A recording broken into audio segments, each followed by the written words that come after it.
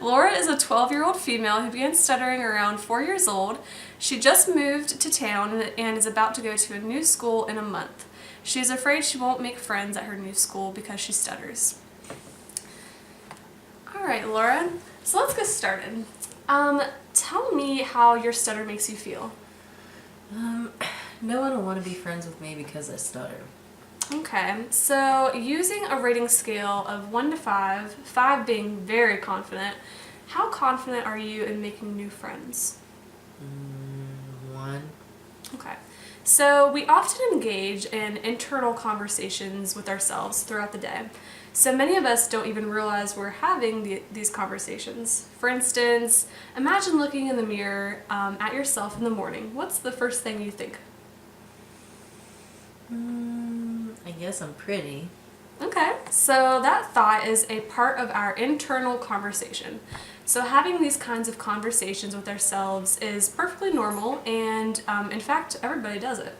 So where we mess up in our lives, however, is when we let these conversations with ourselves take on a life of their own.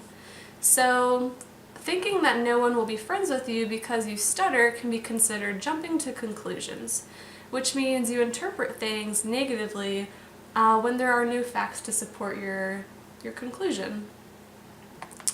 So my goal for this session today is to discuss what makes a good friend.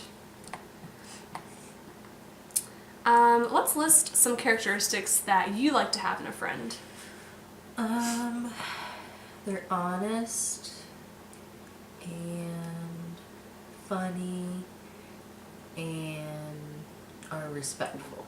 Okay, yeah, so good. Let's talk about how each of these things relate to you. Would you consider yourself honest? Yeah, most of the time.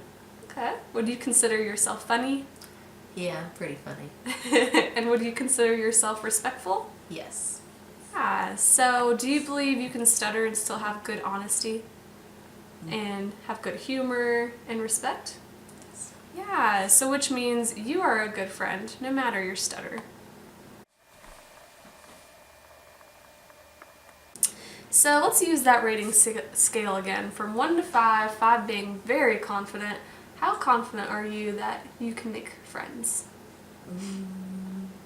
Probably like 2.5, maybe 3. Okay. So what I want you to do this weekend when you go to church, I want you to try to introduce yourself to a new person, okay?